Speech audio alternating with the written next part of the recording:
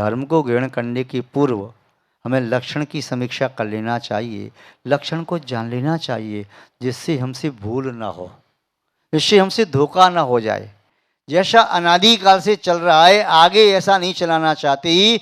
अनादिकाल से हम गलत मार्ग पर भटकते रहे, गलत वस्तु को पकड़ करके उसे सही फल प्राप्त करने की हमने इच्छा की, गलत बीज बो करके अच्छा फल प्राप्त करना चाह, सही फल प्राप्त करना चाहा, वो नहीं मिला। जहर खा करके अमृत फल को प्राप्त करने का भाव रखे रहे, यही हमारी अनादिकाल की भूल रही। इसलिए हम धर्म को प्राप्त नहीं कर पाए और धर्म के फल को प्राप्त नहीं कर पाए।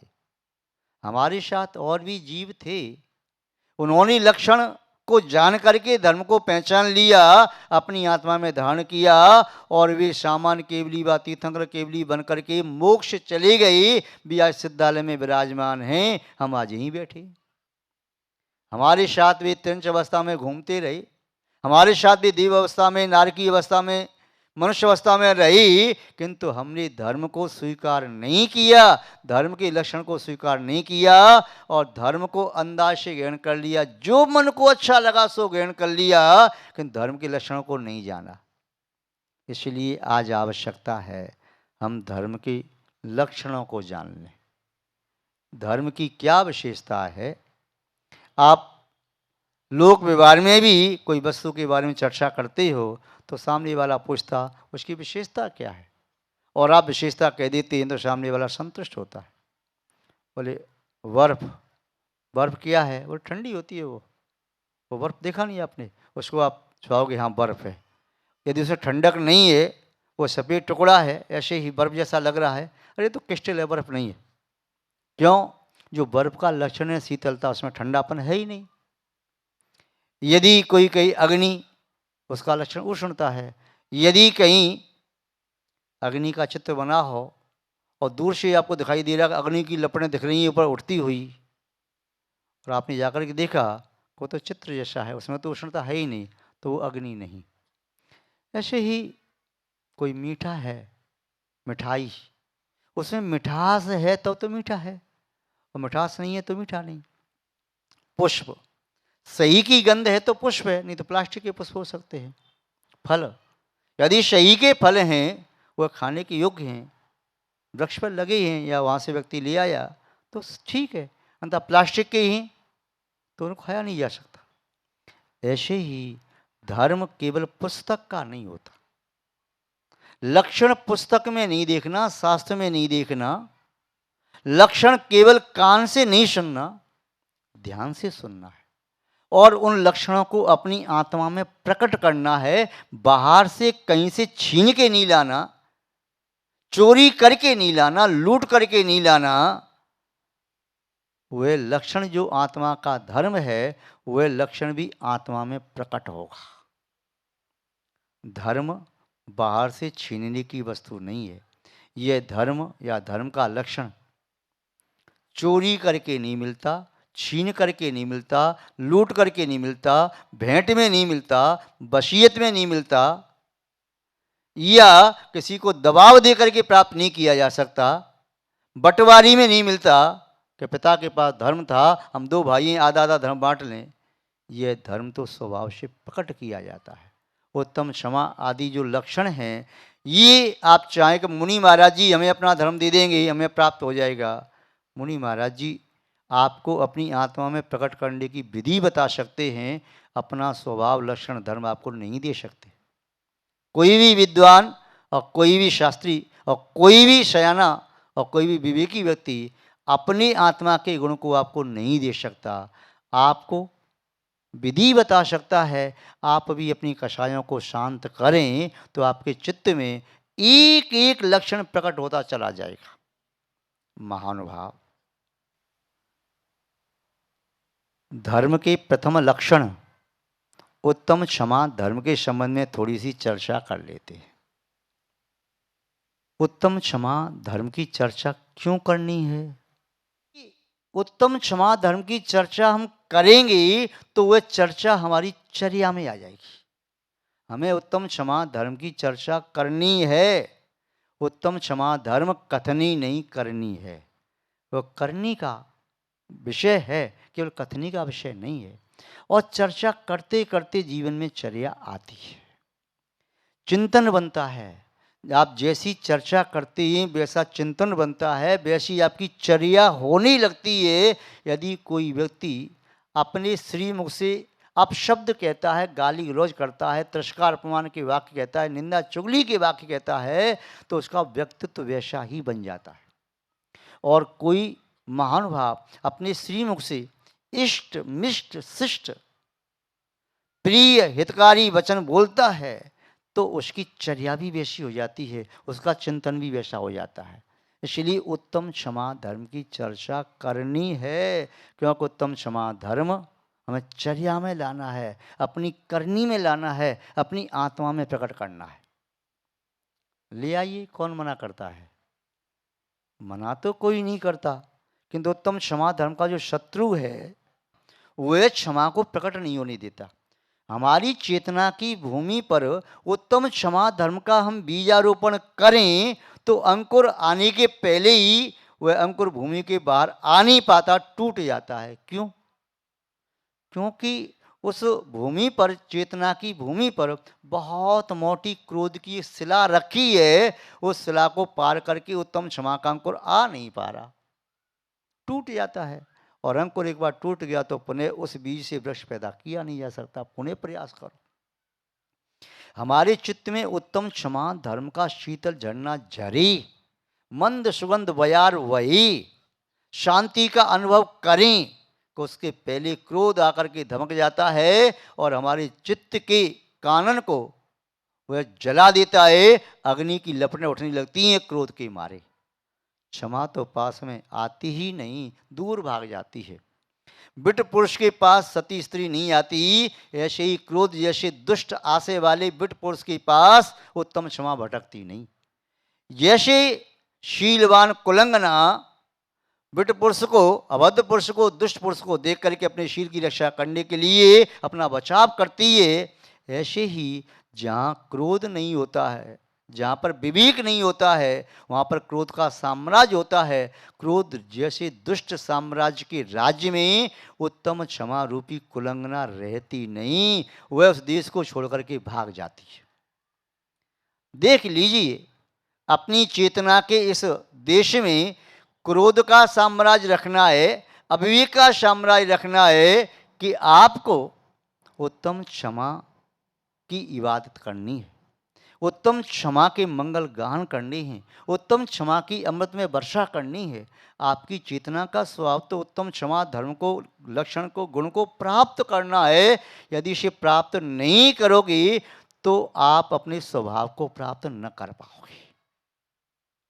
यदि स्वभाव को प्राप्त करना है, विभाव से बचना है, जन्म मरण की श्रृंखला को अंत करना है, यदि संसार से ऊब गए हों, अपने स्वभाव में लीन होने का भाव मन में आ रहा हो, शाश्वत शुद्ध अनंत आत्मा के गुणों को भोगने की भावना जाग रही हो, तो विभावों को तिलांजलि दे दो। मट्ठा जिस मटकी में रखा रहता है, उस मटकी में अच्छा दूध भी रखोगी तो वह भी मट्ठा दही बन जाएगा। इसलिए चित्त में से क्रोध की इस ज्वाला को तो निकालना पड़ेगा, इसे शांत करना पड़ेगा, अन्यथा यह क्षमा का अंकुर कहीं पैदा हो रहा है सत्संगति में बैठ करके, भगवान की पूजा पाठ करने से, स्वाध्याय करने से, तो वह अंकुर ज्यादा टिक नहीं पाएगा, झुलस जाएगा, नष्ट हो जाएगा। क्षमा, उत्तम क्षमा धर्म तो मुनि महाराज का धर्म है, किंतु क्षमा भाव तो सभी त्यागीवती संयमियों में होना चाहिए। उस उत्कृष्ट धर्म की प्राप्ति न हो तो कोई बात नहीं, उत्तम श्रेष्ठतम क्षमा और फिर धर्म स्वभावमय, वो तो बात की चीज, किंतु लोक व्यवहार में भी बिना क्षमा के काम चलता नहीं। कोई त्रुटि हो जाए और आपको एहसास हो गया, सामने वाले को भी एहसास हो गया, तो आप क्या करते हैं? तुरंत ही क्या कहते हैं? क्षमा कीजिए, ऐसा मुझसे भूल से हो गया, क्षमा कीजिए, ऐसा मुझसे भूल से हो गया, माफ़ कीजिए, ऐसा मुझसे भूल से हो गया, प्रमाद से हो गया। भारतीय संस्कृति में जीने वाला ऐसे ही कहता है, भाई क्षमा करना, मुझसे गलती हो गई, भाई माफ़ करना, मुझसे गलती हो गई।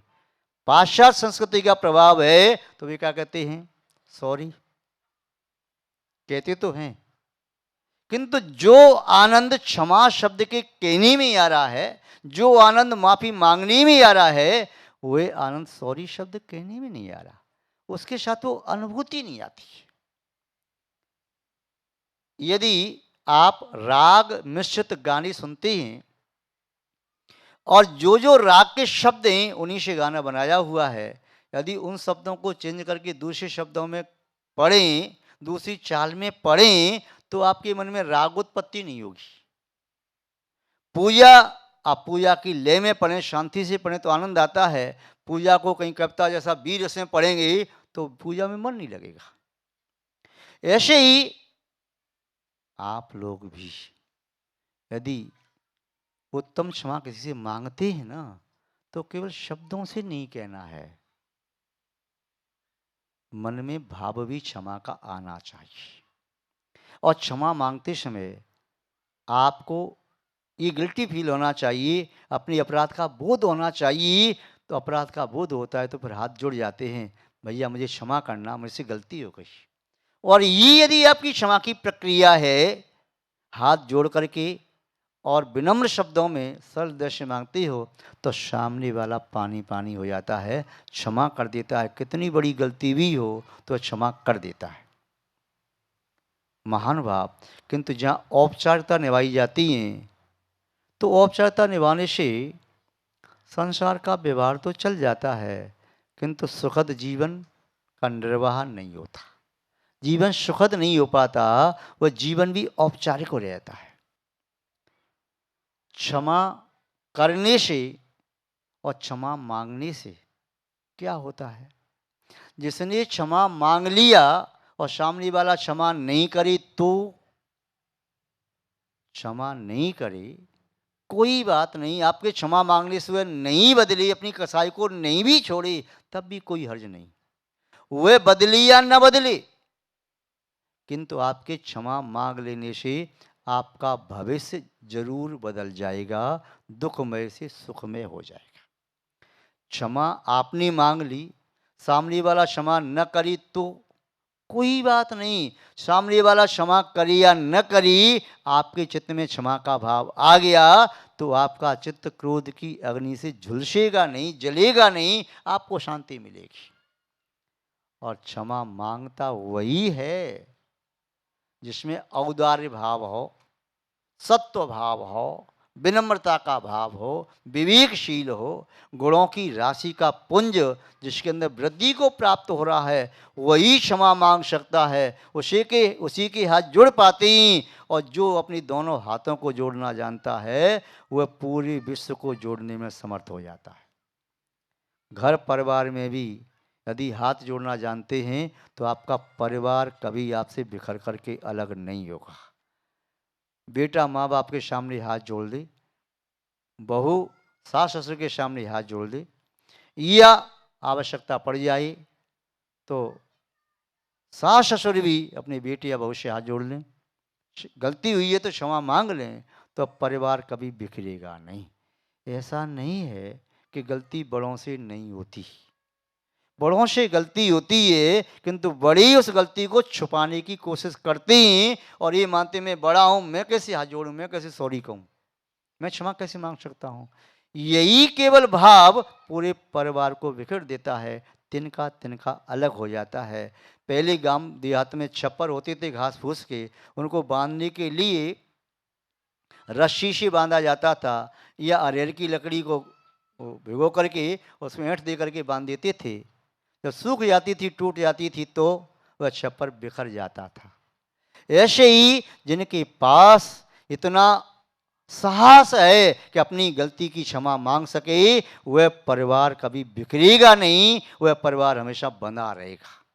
और जब घर का मुखिया हाथ जोड़ने में संकोच नहीं करेगा तो उस घर का बालक बालक भी छोटी गलतियों पर क्षमा मांगने में झुकेगा नहीं, वह भी क्षमा मांगेगा। उस परिवार में गलतियां बढ़ेंगी नहीं, कहीं भूल से हो जाएगा तो गलतियां घटेंगी और वह व्यवहार ज्यों की त्यों रहेगा।